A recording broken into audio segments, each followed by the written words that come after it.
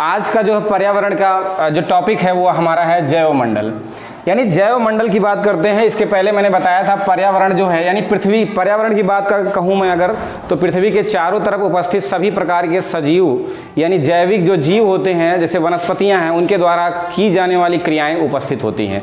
यानी ये कह सकते हैं कि पर्यावरण के घटक, अगर मैं घटकों की बात करता हूँ तो मैंने इसकी पिछली वाली वीडियो में मैंने बताया था 3 घटक होते हैं, जिसमें पहला नंबर था स्थल मंडल।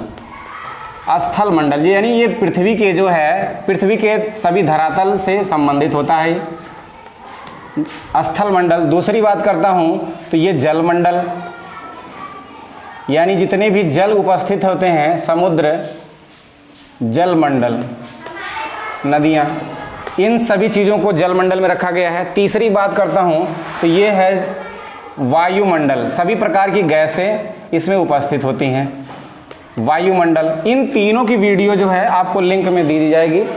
चौथा, आज इसका चौथा जो घटक है इसको आज हम लोग पढ़ेंगे, जिसका नाम है जैव मंडल। अर्थात जैव मंडल होता क्या है बेसिकली समझिए। जैव मंडल जो होता है नाम से ही आपको बता रहा है, ये जैव का मतलब होता है जीव, यानी जीवों का। अब जीव है क्या? जीव का मतलब होता है सजीव। सजीवों के द्वारा जहाँ पर स्थित जो है एक ऐसा क्षेत्र होता है जिनके द्वारा की जाने वाली क्रियाएं सजीवों में, जैसे वनस्पतियां हैं, सभी प्रकार के जीव जंतु हैं, अपघटक हैं, सूक्ष्म जीव हैं, सभी के द्वारा जो भी क्रियाएं होती हैं उनको इस क्षेत्र में रखा गया है। इसको कहते हैं जैव मंडल। यानी अब कह सकते हैं जैव मंडल को अगर मैं बात करता हूँ तो इसके द्वारा जो बनाए गए कुछ क्षेत्र हैं, जिसको एक संस्था, जिसका नाम आप लोग जानते होंगे, यूनेस्को। देखिए यूनेस्को, अगर यूनेस्को की बात करता हूँ, यूनेस्को का मतलब होता है एक संस्था है जो विश्व विरासत सूची में इसे शामिल करती है। सभी प्रकार के विश्व विरासत सूची में शामिल जितने भी धरोहर हैं इनका जो है एक तरीके से कह सकते हैं आर्थिक जो है इनकम के लिए, और इसको जो है सुदृढ़ बनाने के लिए, हमारे कल्चर को मजबूत बनाने के लिए ये एक संस्था जो विश्व स्तर पर कार्य करती है सभी देशों में। ये जो है इसका फुल फॉर्म होता है United Nations Educational Scientific and Cultural Organization. अगर मैं इसकी बात करता हूँ, इसके मुख्यालय कहाँ पर है, तो इसका मुख्यालय, पहले इसके बारे में बता दे रहा हूँ क्योंकि इसी से संबंधित ये चीज़ है, इसलिए मैं इसको बता रहा हूँ आप लोगों को। इसका मुख्यालय है पेरिस। पेरिस है कहाँ? ये है फ्रांस में। अगर आपसे पूछा जाए फ्रांस में है। और इसका ये अगर कहा जाए कब ये बना है संस्था, तो ये आपका 16 नवंबर 1945 में ये संस्था का मतलब फाउंडेशन हुआ है। अब ये कहा जाएगा कि क्या भारत इस संस्था में सम्मिलित है? जी हाँ, बिल्कुल।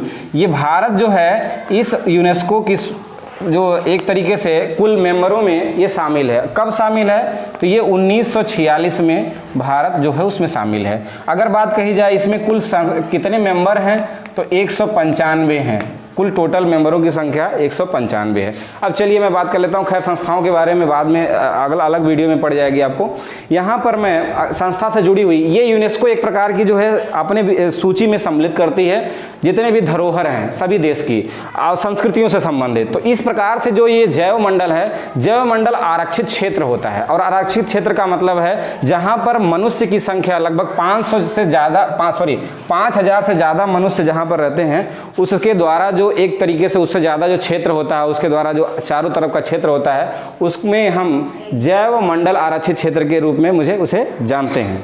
अब ये समझ लेते हैं जैव आरक्षित क्षेत्र जो होता है वो कितने क्रम में बांटा हुआ है। तो अगर बेसिकली मैं बात करता हूँ तो जैव आरक्षित क्षेत्र देखिएगा, इसको मैं समझूँ क्रम के आधार पर तो यहाँ 3 भागों में मैं बांट सकता हूँ इसको। सबसे जो है बाहरी भाग को ट्रांजिशन जोन कहते हैं, और बीच वाले को हम कहते हैं बफर जोन कहते हैं, सबसे इंटरनल अंदर वाले पार्ट को कहते हैं कोर जोन। यानी 3 भागों में हम जैव आरक्षित क्षेत्र को हम बांट सकते हैं। पहले सबसे ऊपर ट्रांजैक्शन का मतलब होता है जैसे मैं इससे अंदर जैसे जैसे बढ़ूंगा वैसे वैसे मनुष्यों का जो आवागमन है उस पर रोक लगा दी जाती है सरकार के द्वारा। यहाँ पर जो है मनुष्य का आवागमन पूरी तरीके से मतलब चालू है। इसके अंदर जाएंगे तो थोड़ा सा उस पर रिस्ट्रिक्शन होगा, इसके अंदर जब जाएंगे तो यहाँ पूर्णतः पूरा बाधित होता है। यानी ये कह सकते हैं कि जितनी भी गतिविधियाँ मनुष्य के द्वारा होती हैं, मानो कि जैसे हो गई, आप समझ सकते हैं जैसे स्कैटरिंग वगैरह होती है, या आप कह सकते हैं कि जो नदियों में सब लोग नाव चलाते हैं, तो ये ऐसे क्षेत्र जो होते हैं ये बूटिंग वूटिंग कर सकते हैं। तो ये इस प्रकार के जो एक्टिविटी वगैरह मानव के द्वारा कराई जाती है वो इस क्षेत्र में रखी जाती है। जैसे इसके अंदर मैं बात करता हूँ बफर जोन में, जहाँ पर सभी नेशनल पार्क वगैरह होते हैं, जहाँ पर खतरनाक जानवर, जंगली जानवरों को रखा जाता है। इससे मनुष्यों की गतिविधि को रोक लगा दी जाती है, यहाँ पर पूर्णतः बाधित होता है। अब जैसे इस क्षेत्र की बात अगर मैं समझ लिया हूँ, तो इसके बाद देखिएगा ऐसे कुल जो है मनुष्य के द्वारा जो है जो क्षेत्र होता है, इसमें जैव मंडल आरक्षित क्षेत्र को भारत में अगर मैं बात करता हूं तो भारत में कुल ऐसे क्षेत्रों की संख्या यूनेस्को के द्वारा कुल 18 बताई गई है। अब कुल कितनी बताई गई है? 18। लेकिन उसे जो है उसके नेटवर्क में, यानी कह सकते हैं उसके द्वारा कराए जाने वाले जितनी भी एक्टिविटी हैं उसमें कुल जो है 18 में से 11 को शामिल किया है।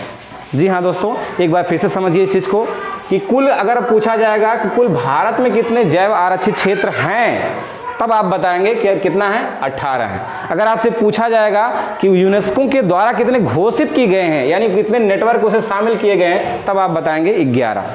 अब चलिए मैं इसको क्रम वाइज आपको यहाँ पे भारत के इस मैप में बता देता हूँ कि ऊपर से नीचे की तरफ देखिएगा।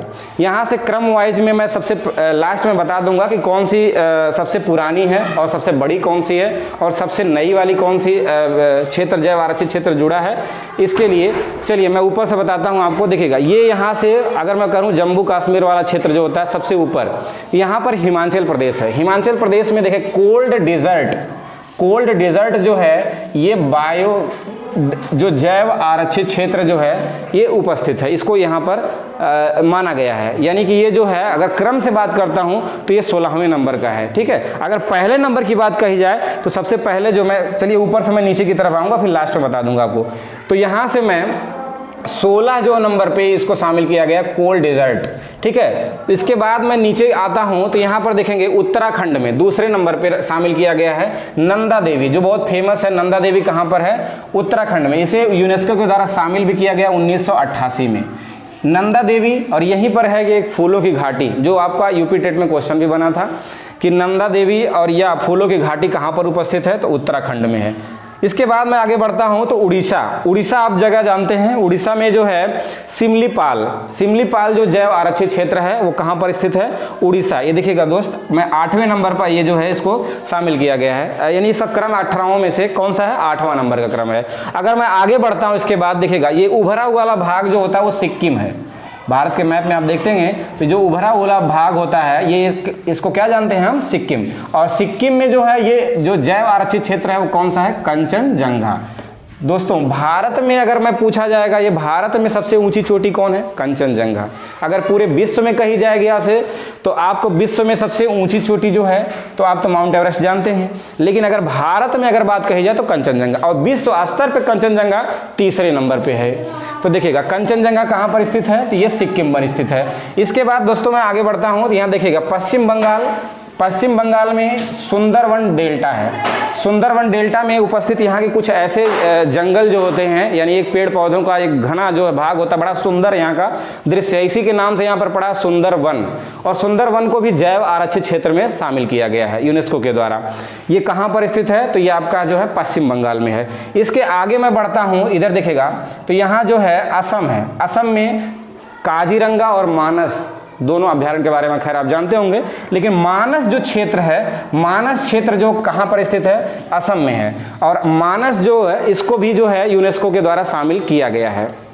आगे मैं बढ़ूँ तो इसमें मैं अगर क्रम की बात करता हूँ मानस को, तो ये पूरे 18वें में इसकी पोजीशन 6ठे नंबर पे है, यानी 6ठे नंबर पे इसको शामिल किया गया है। इसके बाद में अगर पूर्वी क्षेत्र में जैसे जैसे बढ़ता हूँ देखिएगा यहाँ पर, तो ये आपका जो क्षेत्र होता है ये अरुणाचल प्रदेश है। अरुणाचल प्रदेश का मतलब ये कहा जा सकता है भारत का जो सूर्य उदय सबसे पहले होता है वो अरुणाचल प्रदेश में होता है, इसलिए इस प्रदेश को सूर्योदय का प्रदेश भारत का कहा जाता है, यानी ये अरुणाचल प्रदेश। अरुणाचल प्रदेश जो है यहाँ पर 2 ऐसे जो है जैव आरक्षित क्षेत्र स्थित हैं, जिसमें मैंने कहा पहले वाले का नाम है दिहांग दिबांग, दूसरे वाले का नाम है डिब्रू सिकोहा। तो याद रखिएगा दोनों दोस्तों, दिहांग दिबांग और डिब्रू सिकोहा ये कहाँ पर स्थित है? तो ये अरुणाचल प्रदेश में स्थित है। अरुणाचल प्रदेश के बाद में जैसे मैं नीचे की तरफ बढ़ता हूँ तो यहाँ देखिए मेघालय का क्षेत्र है। अगर मैं पूर्वी भारत में कहूँ, यहाँ से पूर्वी भारत में मैं कहूँ तो कुल देखिएगा ध्यान से, पूर्वी भारत में कुल कितने जैव आरक्षित क्षेत्र हैं? तो ध्यान से समझिएगा, सिक्किम सिक्किम हो गया आपका, इधर देखिएगा सिक्किम के बाद जो है पश्चिम बंगाल, और इधर मेघालय, और इधर देखिएगा यहाँ पर असम, और ये जो है आपका अरुणाचल प्रदेश। कुल संख्या अगर पूछी जाएगी तो 1 2 3 4 5, कुल आपका अगर पूछा जाएगा पूर्वी भारत में कितने जैव आरक्षित क्षेत्र उपस्थित है तो आप बताएंगे टोटल 5। अब पांचों कौन कौन से हैं मैंने सबका नाम बताया, कंचनजंगा, सुंदरवन, मानस और दिहांग दिबांग और डिब्रू सिकोहा। इसके बाद नोक रेक, नोक रेक कहां पर स्थित है, ये आपका है मेघालय में स्थित है। नोक रेक जो है ये आपसे पूछा जा सकता है कहां पर स्थित है, मेघालय में स्थित है। जी हाँ दोस्तों, इस तरीके से मैं आगे बढ़ता हूं।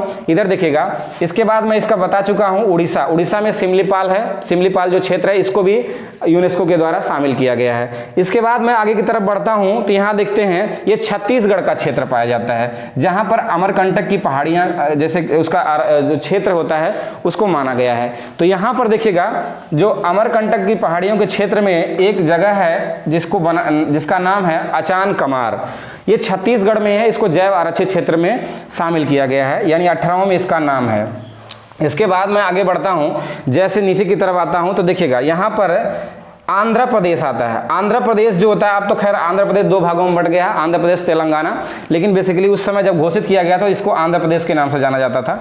आंध्र प्रदेश, शेषांचलम, शेषांचलम जो होता है ये कहां पर स्थित है, आंध्र प्रदेश में है। इसको अगर बात कही जाए तो लास्ट से सेकंड यानी स्टार्टिंग से 17वें नंबर का ये सूची में शामिल है। इसके नीचे जैसे मैं बात करता हूं सबसे हमारे लिए इंपॉर्टेंट ये है नीलगिरी।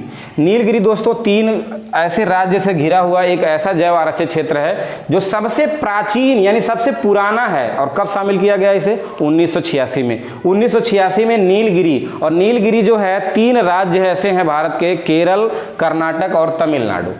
3 ऐसे राज्य हैं, केरल, कर्नाटक और तमिलनाडु। तीनों ऐसे राज्यों हैं, तीनों में ये क्षेत्र सम्मिलित होता है और इसको यूनेस्को के द्वारा जो 1986 में शामिल किया गया है। दोस्तों थोड़ा सा इधर हम देख लेते हैं, इधर जो है ये ग्रेट निकोबार, ये ग्रेट निकोबार जो होता है द्वीप है, और उसी द्वीप में जो ये एक ऐसा क्षेत्र है जिसको जो है यूनेस्को ने भी 4थे नंबर पर सम्मिलित किया है। अगर मैं ऊपर से कहूँ से पहले, दूसरे और तीसरे, और 4थे नंबर पर ग्रेट निकोबार का क्षेत्र है, इसको शामिल किया गया है। इसके बाद मैं नीचे सबसे बात करता हूं मन्नार की खाड़ी। मन्नार की खाड़ी जो है 5वें नंबर पे है, और ये अगर आपसे बात पूछा जा सकता है तो ये तमिलनाडु में है। तमिलनाडु कहां पर स्थित है, तो तमिलनाडु में है मन्नार की खाड़ी। और ये अगर आपसे पूछा जाए कि इसका क्रम कौन सा है तो 5वें नंबर पर ये मन्नार की खाड़ी है जैव आरक्षित क्षेत्र में। इसके आगे मैं देखता हूं, यहां पर देखिएगा तो यहां पर केरल और तमिलनाडु 2 ऐसे राज्य हैं, केरल और तमिलनाडु, दोनों क्षेत्र में अगस्त्य मलाई जैव आरक्षित क्षेत्र जो है कहां पर स्थित है, तो ये दोनों है केरल और तमिलनाडु, दोनों राज्यों में ये क्षेत्र आता है। इसके बाद में जैसे अगर इसके बारे में हो गया, उसके ऊपर मैं अगर बढ़ता हूं तो देखिएगा इधर बीच में एमपी है, मध्य प्रदेश, और मध्य प्रदेश में 2 ऐसे जो हैं जैव आरक्षित क्षेत्र हैं। दोनों में देखिएगा जो 18वें से में ये दोनों ऐसे क्षेत्र हैं जिसमें पंचमढ़ी और पन्ना। सबसे लास्ट में 18वां जिसे कहा जा सकता है सबसे नवीन, अगर पूछा जाए सबसे नया जो जैव आरक्षित घोषित किया गया है 2011 में किया गया है। ये भी आपसे प्रश्न पूछे जा सकते हैं, और बेसिकली सभी से प्रश्न ये पूछा जा सकता है ये कहाँ किस राज्य में स्थित है। लेकिन 3 क्वेश्चन बेसिकली मेरे ख्याल से आपका यहाँ से एग्जाम में पूछा जा सकता है, ये कि सबसे नया कौन सा बना है, सबसे पुराना कौन सा है, सबसे बड़ा कौन सा है, इसके अलावा जो सबसे प्राचीन है वो किस सन में उसे यूनेस्को के द्वारा शामिल किया गया है। ये कुछ ऐसे जो चीजें हैं, या इसमें ये पूछा जा सकता है कि इनमें से कौन से जो ये वाला जो है जैसे सिमलीपाल किस राज्य में स्थित है जैव आरक्षित क्षेत्र। इसके बाद देखिएगा मध्य प्रदेश में बात कहूँ तो मध्य प्रदेश में 2 है, पंचमढ़ी है और पन्ना है। तो पन्ना को सबसे नवीन यानी सबसे नया जो जैव आरक्षित क्षेत्र घोषित किया गया है वो कहां पर स्थित है, वो मध्य प्रदेश में, इसे 18वें नंबर पे शामिल किया गया है। इसके बाद मैं बात करता हूं पंचमढ़ी। पंचमढ़ी को भी जो है ये भी आपका मध्य प्रदेश में है पंचमढ़ी, और पंचमढ़ी को भी 9वें नंबर पे अगर मैं बात करता हूं तो 9वें नंबर पर ये पंचमढ़ी सम्मिलित किया गया है। इसके बाद दोस्तों अगर मैं बात करता हूं तो देखिए सबसे इंपॉर्टेंट मेरे आपके एग्जाम के पॉइंट ऑफ व्यू से ये भी आपका क्वेश्चन बनता है, जिनके बीच में गुजरात का जो क्षेत्र है ये कच्छ का क्षेत्र पाया जाता है। और इस कच्छ के क्षेत्र में भी एक ऐसा जैव आरक्षित क्षेत्र उसी के नाम से बनाया गया है, कच्छ का जैव आरक्षित क्षेत्र। और कच्छ का जैव आरक्षित क्षेत्र जो होता है ये इसलिए इंपॉर्टेंट है कि भारत का सबसे बड़ा जैव आरक्षित क्षेत्र है। अगर एरिया की बात कहूं तो सबसे बड़ा जैव आरक्षित क्षेत्र है वो कौन सा है, वो कच्छ है। इसके बाद मैं अगर बात करूं तो देखिएगा ये इस तरीके से कुल मैंने बताया आपको 18 जो है भारत के जो जैव आरक्षित क्षेत्र हैं उनके बारे में मैं आज चर्चा किया हूं। इसके बाद मैं मिलता हूं नेक्स्ट वीडियो में, तब तक के लिए धन्यवाद, थैंक यू।